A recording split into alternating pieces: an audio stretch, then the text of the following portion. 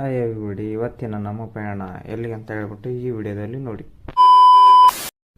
ಹೌದು ಗೈಸ್, ನಾನು ಮತ್ತು ನನ್ನ ಹೆಂಡತಿ ರೆಡಿ ಆಗಿಬಿಟ್ಟು ನಾವು ಮನೆಯದು ಒಂದು ವಿಡಿಯೋ ತಗೊಂಡು ನಾನು ಮತ್ತು ಬ್ಯಾಗನ್ನು ಪ್ಯಾಕ್ ಮಾಡಿದ್ದೆ. ಆ ಬ್ಯಾಗನ್ನು ಪ್ಯಾಕ್ ಮಾಡಿದ್ದನ್ನು ತೊಗೊಂಡು ಹೊರಗಡೆ ಬಂದ ಮೇಲೆ ನಾನು ಕೂಡ ಶೂ ಹಾಕೊಳ್ತಾ ಇದ್ದೆ. ಶೂ ಹಾಕೊಂಡ ನಂತರ ನಾನು ಮತ್ತು ನನ್ನ ಹೆಂಡತಿ ನನ್ನ ತಾಯಿ ಆಶೀರ್ವಾದವನ್ನು ಪಡ್ಕೊಂಡು ನಾವು ಸೀದಾ ಹೊರಟದೆ ಮುಂಡರಿಗೆ ಕಡೆ. ಹೌದು, ನಾವು ಬಸ್ ಹತ್ಬಿಟ್ಟು ಗದಿಗೆ ಹೊರಡುವ ಅಂತ ಹೇಳ್ತಾ ಇದ್ದರೆ ನನ್ನ ಹೆಂಡತಿ ಹೇಳ್ತಾ ಇದ್ಲು ನಾವು ಫ್ಲೈಟಲ್ಲಿ ಹೋಗುವ ಅಂತ. ಹಾಗೆ ಫ್ಲೈಟ್ ಹತ್ಕೊಂಡು ಸೀದಾ ಬಂದದೆ ಗದಿಗೆ ಕಡೆ. ಗದಗ ಬಂದ ತಕ್ಷಣ ನಮಗೆ ಕೂಡ ಹೊಟ್ಟೆ ಹಸಿವಾಗ್ತಿತ್ತು ಅಂತ ಹೇಳ್ಬಿಟ್ಟು ಎಗ್ರೆಸ್ ಸೆಂಟ್ರಿಗೆ ಹೋಗ್ಬಿಟ್ಟು ಎಗ್ರೆಸ್ ಅಂತ ತಿಂತಾಯಿದ್ವಿ.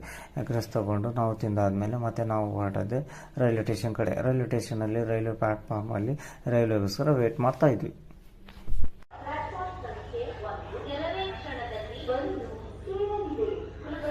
ಹಾಗೆ ರೈಲ್ವೆ ಬಂತಂತ ಹೇಳ್ಬಿಟ್ಟು ಓಡಿ ಹೊತ್ಕೊಂಡು ನಾವು ಸೀಟ್ ಹಿಡ್ಕೊಂಡಾದ ನಂತರ ನನ್ನ ಹೆಂಡತಿ ನಿದ್ದೆ ಬರಲಿಕ್ಕೆ ಸ್ಟಾರ್ಟ್ ಆಯ್ತು. ಹಾಗೆ ಅವಳು ನಾನು ಸಹ ಮಲ್ಕೊಂಡಾದ್ಮೇಲೆ ಬೆಳಗ್ಗೆ ಎದ್ದ ತಕ್ಷಣ ನೋಡುವಾಗ ಸಕಲೇಶಪುರದಿಂದ ಸುಬ್ರಹ್ಮಣ್ಯ ಕಡೆ ಹೊರಡುವಾಗ ಒಂದು ವ್ಯೂ ಪಾಯಿಂಟ್ ಅಂತಲೇ ಹೇಳ್ಬೋದು. ಅಷ್ಟು ಸುಂದರವಾದಂಥ ವ್ಯೂ ಪಾಯಿಂಟ್ ನಮಗೆ ಕಾಣಿಸ್ತು.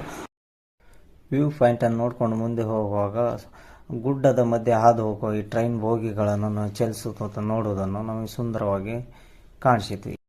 ಗುಡ್ಡದ ಮಧ್ಯೆ ಹಾದು ಹೋಗುವಂಥ ದಾರಿಯನ್ನು ನಿರ್ಮಿಸಿದಂಥ ಕಾರ್ಮಿಕರಿಗೆ ಮತ್ತು ಇಂಜಿನಿಯರಿಗೆ ನನ್ನದೊಂದು ಸಲ್ಯೂಟ್ ಹೇಳುತ್ತಾ ನಮ್ಮ ನಿಲ್ದಾಣ ಬಂತಂತ ಹೇಳ್ಬಿಟ್ಟು ನಾವು ಹೊರಟದ್ದೆ ಆಟೋ ಹಿಡ್ಕೊಂಡು ಪುತ್ತೂರಿನ ಬಸ್ ಸ್ಟ್ಯಾಂಡ್ ಕಡೆಗೆ.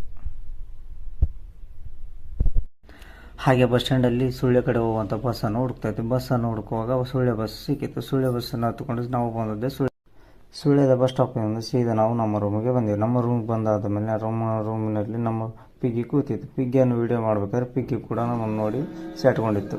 ಹಾಗೆ ನಾನು ಕಸ ಕೂಡಿಸ್ತಾ ಇದ್ದೆ. ಹಾಗೆ ನನ್ನ ಹೆಂಡತಿ ಕೂಡ ಕಸವನ್ನು ತೆಗೆದಾದ ಮೇಲೆ ಅವಳು ಕೂಡ ನೆಲವನ್ನು ಒರೆಸ್ಕೊಂಡು ಬರ್ತಾಯಿದ್ಳು. ನೆಲವನ್ನು ಒರೆಸಾದ್ಮೇಲೆ ಪಿಗ್ಗಿ ನೀನು ಯಾವಾಗಲೂ ಕೂತ್ಕೊಂಡೇ ಇರ್ತೀಯ, ಬಾ ಸ್ವಲ್ಪ ಕೆಲಸ ಮಾಡಂತ ನನ್ನ ಹೆಂಡತಿ ಕರೆದ್ರೆ ಬರಲ್ಲ ಹೋಗು ಅಂತ ಹೇಳ್ಬಿಟ್ಟು ಕಾಲನ್ನು ಉದ್ದ ಚಾಚಿಕೊಂಡು ಟಿವಿಯನ್ನು ನೋಡ್ತಾ ಕೂತಿರುತ್ತೆ ಪಿಗ್ಗಿ.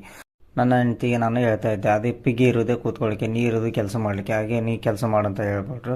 ಎಲ್ಲ ಕೆಲಸ ಮಾಡಿ ಸುಸ್ತಾಯ್ತು ಅಂತ ಹೇಳ್ಬಿಟ್ಟು ನನ್ನ ಫ್ರೆಂಡಿಗೆ ನಾನು ತಿಂಡಿ ತರಲಿಕ್ಕೆ ಹೇಳಿದೆ. ಹಾಗೆ ಅವನಿಗೂ ತಿಂಡಿಯನ್ನು ತಗೊಂಡ. ಆ ತಿಂಡಿಯನ್ನು ತಿಂದಾದ ನಂತರ ನಾವು ರೆಸ್ಟ್ ಮಾಡೋಕ್ಕಂತ ಹೇಳ್ಬಿಟ್ಟು ರೆಸ್ಟ್ ಮಾಡಿದ್ವಿ. ಇವತ್ತಿನ ವಿಡಿಯೋ ಇಲ್ಲಿಗೆ ಎಂಡ್ ಮಾಡ್ತೀನಿ. ನೆಕ್ಸ್ಟ್ ವಿಡಿಯೋಗೆ ಕಾಯ್ತಾರೆ. ಹಾಗೆ ಫಾಲೋ ಮಾಡೋದು, ಲೈಕ್ ಮಾಡೋದು ಮಾತ್ರ ಮರಿಬೇಡಿ. ಟೇಕ್ ಕೇರ್, ಬಾಯ್.